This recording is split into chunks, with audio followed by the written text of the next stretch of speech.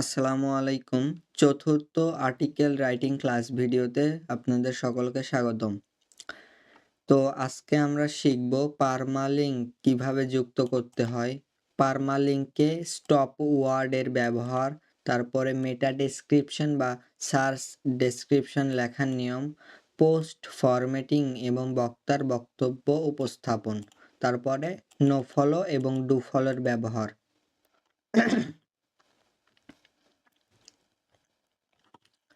চলুন তাহলে শুরু করা যাক। প্রথমে আমরা পারমালিঙ্ক যুক্ত করার নিয়ম শিখব। তো পারমালিঙ্কে ব্যবহৃত শব্দগুলো ইংলিশ কিওয়ার্ডে 2 থেকে 5 শব্দের লিখতে হবে। তো পারমালিঙ্ক কোথায় গিয়ে বসাবেন? তো আপনি আপনার কাঙ্ক্ষিত পোস্টে চলে আসবেন।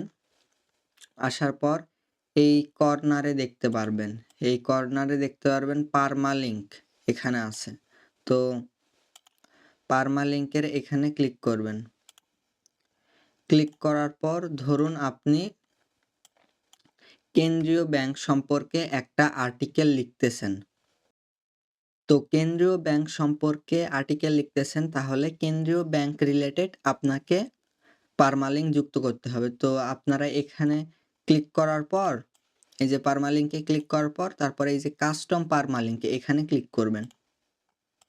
এখানে ক্লিক করার পর আপনি যেই শব্দকে পারমালিঙ্ক করতে চাচ্ছেন ওটা এখানে পেস্ট করে দিবেন বা লিখে নিবেন। তো পারমালিঙ্কের মাঝখানে আপনার হাইপেন ব্যবহার করতে হবে। যেমন সেন্ট্রাল এই কথাটি লেখা আছে, এটার পরে হাইপেন, তারপরে ব্যাংক লেখা আছে, তারপরে আবার হাইফেন দিয়ে কাকে, তারপরে আবার হাইফেন দিয়ে বলে। তো এটা আপনার একটি পারমালিঙ্ক হয়ে গেল। দেখুন, সেন্ট্রাল ব্যাংক কাকে বলে, এটা পারমালিঙ্ক একটি হয়ে গেল। এভাবে আপনি পারমালিঙ্ক যুক্ত করতে পারেন। তো পরবর্তীতে কি বলেছে? একের অধিক শব্দ পারমালিঙ্কে থাকলে সেই শব্দগুলোর মাঝখানে অর্থাৎ প্রত্যেকটি শব্দ লেখার পরপর আন্ডারস্কোর ব্যবহার না করে ড্যাশ বা হাইফেন ব্যবহার করা উচিত। প্রত্যেকটা শব্দের পরে হাইফেন ব্যবহার করবেন। অর্থাৎ আপনাকে প্রথমেই যেটা বললাম, যেমন এখানে দেখুন, এই কর্নারে এখানে লেখা আছে সেন্ট্রাল লেখা আছে। দেখুন, সেন্ট্রালের পরে পারমালিঙ্কের জন্য এখানে হাইপেন ব্যবহার করা আছে। হাইপেনের পর দেখুন আবার ব্যাংক লেখা আছে। তারপরে আবার একটি হাইপেন, তারপরে কাকে, তারপরে এই যে বলে লেখা আছে। এইভাবে আপনাকে হাইপেন ব্যবহার করতে হবে।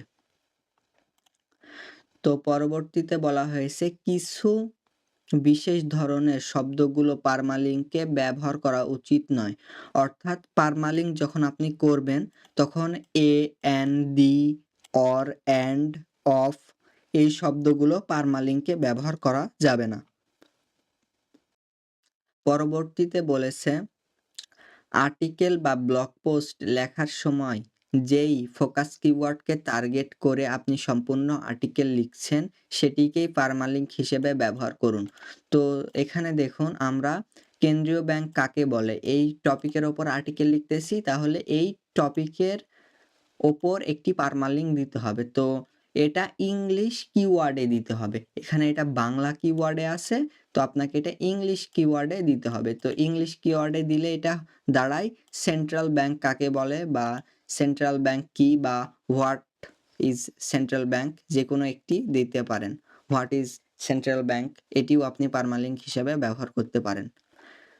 মনে রাখবেন সবসময় ইংলিশ কিওয়ার্ডে ব্যবহার করতে হবে।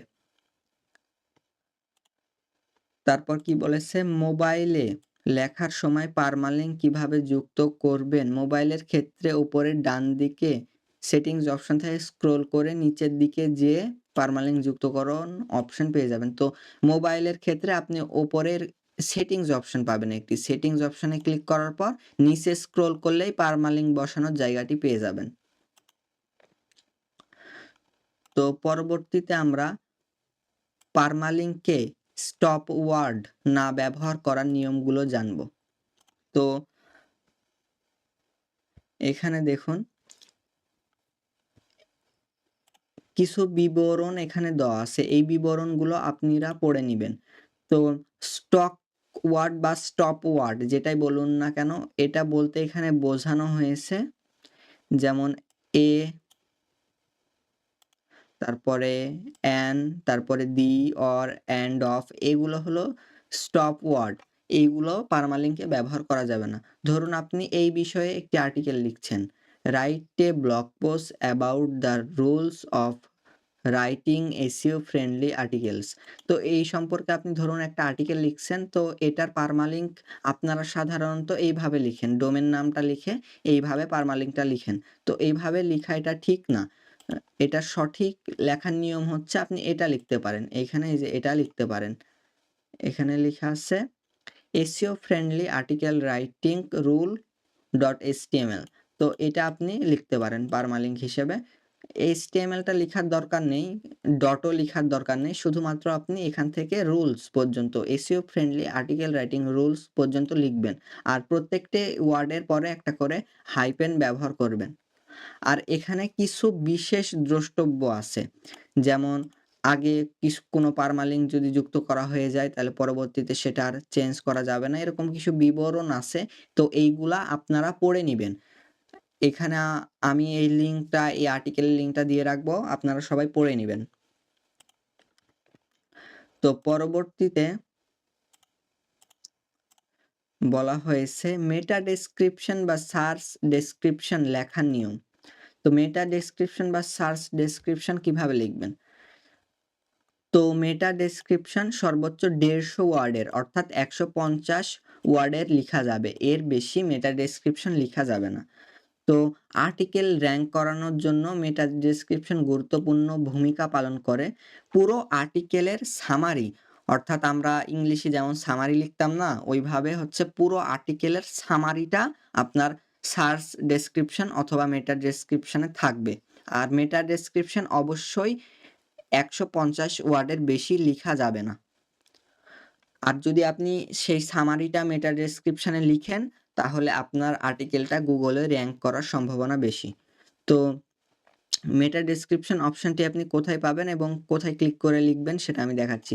আর্টিকেল সেকশনে চলে যাবেন, সার্চ ডেসক্রিপশন, এই যে এখানে দেখুন সার্চ ডেসক্রিপশন সুন্দরভাবে লেখা আছে। তো এখানে ক্লিক করার পর আপনি লিখতে পারবেন। এখানে ক্লিক করলাম। ক্লিক করার পর দেখুন এখানে ছোট্ট করে লেখা আছে। এই যে দেখুন এখানে ছোট্ট করে লেখা আছে 150, অর্থাৎ আপনি সর্বোচ্চ 150 ওয়ার্ড ব্যবহার করতে পারবেন এখানে। এর বেশি সার্চ ডেসক্রিপশন বা মেটা ডেসক্রিপশনে ব্যবহার করা যাবে না। আশা করি বুঝতে পেরেছেন মেটা ডেসক্রিপশন কিভাবে ব্যবহার করবেন। তো পরবর্তীতে যেটা বলা হয়েছে সেটা হচ্ছে পোস্ট ফরম্যাটিং এবং বক্তার বক্তব্য উপস্থাপন। তো পরবর্তীতে আমরা চলে যাই। Post formatting. তো সম্পূর্ণ পোস্টকে জাস্টিফাই অ্যালাইনমেন্টে রাখতে হবে, অর্থাৎ পুরো পোস্ট অর্থাৎ পুরো আর্টিকেলকে আপনি জাস্টিফাই অ্যালাইনমেন্টে লিখে নিবেন। তো আপনার যখন পুরো আর্টিকেলটি লিখা হয়ে যাবে তখন পুরো আর্টিকেলটি লেখা শেষ হয়ে যাবে, তারপর আর্টিকেল ফরম্যাটিং করবেন। আচ্ছা, পুরো আর্টিকেল জাস্টিফাই অ্যালাইনমেন্টে করার জন্য আপনাকে পুরো আর্টিকেলটা কন্ট্রোল এ দিয়ে সিলেক্ট করতে হবে। সিলেক্ট করার পর এই যে উপরে দেখুন জাস্টিফাই অ্যালাইনমেন্ট আছে। তো এই অ্যালাইনমেন্টের উপরে আমি ক্লিক করতেছি। ক্লিক করার পর দেখুন এখানে রাইট অ্যালাইনমেন্ট, সেন্টার অ্যালাইনমেন্ট, তারপর লেফট অ্যালাইনমেন্ট আছে। তো আপনারা জাস্টিফাই অ্যালাইনমেন্টে পুরো আর্টিকেলটা সিলেক্ট করার পর জাস্টিফাই অ্যালাইনমেন্টে ক্লিক করবেন। সর্বপ্রথম আপনারা আর্টিকেলটা লিখে নিবেন। আর্টিকেল লিখার পর তারপরে জাস্টিফাই, পুরো আর্টিকেলটা সিলেক্ট করার পর জাস্টিফাই অ্যালাইনমেন্ট করবেন। তারপরে আপনার আর্টিকেলের হেডিংগুলো ঠিক করবেন। এই যে প্রত্যেকটা হেডিং, কেন্দ্রীয় ব্যাংকের বৈশিষ্ট্য, এটা একটা হেডিং। হেডিংগুলো ঠিক করবেন এবং সবার শেষে গিয়ে ফিচার ইমেজটা যুক্ত করবেন। তারপর এখানে বলা হয়েছে পুরো আর্টিকেলের মধ্যে ফিচার ইমেজ সেন্টার অ্যালাইনমেন্টে রাখতে হবে, অর্থাৎ আর্টিকেলের মধ্যে পুরো আর্টিকেলের মধ্যে ইমেজগুলোকে সেন্টার অ্যালাইনমেন্টে রাখতে হবে। ধরুন আমি এই ইমেজটাকে সিলেক্ট করলাম, এখানে দেখুন সেন্টার অ্যালাইনমেন্টে ইমেজটা আছে। পুরো আর্টিকেলের মধ্যে ইমেজ যেইগুলা থাকবে সেগুলোকে সেন্টার অ্যালাইনমেন্টে ব্যবহার করতে হবে। তো পরবর্তীতে বলা আছে বক্তার বক্তব্য উপস্থাপন। তো বক্তার বক্তব্য উপস্থাপন করার জন্য আপনি লেফট ইনডেন্ট অথবা রাইট ইনডেন্ট ব্যবহার করতে পারেন, অথবা বক্তার বক্তব্য উপস্থাপন করার জন্য কোটের ব্যবহার করতে পারেন। তো বক্তার বক্তব্য কি আমি এখানে বোঝাচ্ছি। ধরুন বক্তার বক্তব্য বলতে, ধরুন কাজী নজরুল ইসলাম একটি কথা বলেছেন বা একটি উক্তি বলেছেন। তো এটা যেহেতু কাজী নজরুল ইসলামের একটি উক্তি বা কথা, তো এটা ১ম এ কাজী নজরুল ইসলাম ওপরে লিখে নেওয়ার পর ধরুন এইটা, এই যে এটা আমি সিলেক্ট করলাম। এটা ধরুন কাজী নজরুল ইসলামের বক্তব্য। তো এটা উপস্থাপন করার জন্য কোট ব্যবহার করতে পারেন। তো এটা সিলেক্ট করার পর এই যে 3 ডট মেনু থেকে এই যে কোট টেক্সট আছে এটা ব্যবহার করে আপনি এটা কোটের আন্ডারে রাখতে পারেন। অথবা আপনি লেফট রাইট ইনডেন্ট ব্যবহার করতে পারেন। তো বেশিরভাগ সময় আমরা কোট ব্যবহার করব। তো এটা সিলেক্ট করার পর বক্তার বক্তব্য উপস্থাপনের জন্য এই যে এখানে দেখুন কোট সেকশন আছে, কোট টেক্সট। এখানে ক্লিক করার পর এটা কোটে রূপান্তর হয়ে যাবে। আরেকটা অপশন আছে, আপনি যদি কোটে না সিলেক্ট করে বক্তার বক্তব্য উপস্থাপন করার জন্য ইনডেন্ট ব্যবহার করেন, তাহলে আপনি এটা সিলেক্ট করার পর ইনডেন্ট ব্যবহার করতে পারেন। তো ইনডেন্ট কোথায় আছে? এই যে উপরে দেখুন জাস্টিফাই অ্যালাইনমেন্ট এর পাশে দেখুন লেফট ইনডেন্ট, তারপরে এই যে দেখুন রাইট ইনডেন্ট এগুলো আছে, এগুলা ব্যবহার করতে পারেন। তো আমি ব্যবহার করে দেখাচ্ছি। সিলেক্ট করলাম, সিলেক্ট করার পর এই যে ইনডেন্ট এর উপর ক্লিক করলাম। দেখুন এটা আমি ইনডেন্ট এর উপর সিলেক্ট করার পর দেখুন এটা এভাবে সিলেক্ট হয়ে গেল। যখন আমি এই ইনডেন্ট এর উপর ক্লিক করব তখন ওটা আগের অবস্থায় ফিরে যাবে। তো আপনারা ইনডেন্টও ব্যবহার করতে পারেন এখানে, অথবা কোড ব্যবহার করতে পারেন। তো আমার সাজেস্ট থাকবে সবসময় বক্তার বক্তব্য উপস্থাপন করার জন্য কোটের ব্যবহার করবেন। আচ্ছা। এখন বক্তার বক্তব্য উপস্থাপন করার বিষয়টি গেল। এখন সবার শেষে আসছে নো ফলো এবং ডু ফলো ব্যবহার করার নিয়ম।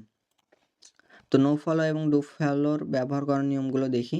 পরবর্তীতে আপনারা এই যে এইখানকার বিবরণগুলো পড়ে নিবেন। তো আমি ভিডিওটা বড় করতে চাইছি না বলে এই বিবরণগুলো আপনাদের পড়ে শোনাচ্ছি না। তো নিচের দিকে দেখুন external link, external link no follow, অর্থাৎ যদি অন্য কোনো ওয়েবসাইটের লিঙ্ক বা অন্য ওয়েবসাইটের কোনো পোস্টের লিঙ্ক নিজের ওয়েবসাইটে ব্যবহার করতে হয় তাহলে নো ফলো ট্যাগ ব্যবহার করতে হবে। তো ধরুন এই আর্টিকেলের মধ্যে আপনি অন্য কোনো ওয়েবসাইটের লিঙ্ক দিবেন। ধরুন আপনি যেই ওয়েবসাইটের আন্ডারে কাজ করছেন বা যে ওয়েবসাইট সম্পর্কে আর্টিকেল লিখছেন, ওইটা না দিয়ে আপনি অন্য কোনো ওয়েবসাইটের আর্টিকেলগুলো এখানে একটু লিঙ্কিং করবেন। তাহলে সেক্ষেত্রে নো ফলো ট্যাগ ব্যবহার করতে হবে। তো নো ফলো ট্যাগ ব্যবহার করার জন্য উপরে আপনি এই যে লিঙ্ক আইকনে এখানে ক্লিক করবেন। তো অন্য ওয়েবসাইটের লিঙ্ক বা পোস্ট যুক্ত করার জন্য এই লিঙ্ক আইকনে ক্লিক করবেন। তো আমি লিঙ্ক আইকনে ক্লিক করে আপনাদের এখন দেখাচ্ছি এটা কিভাবে করবেন।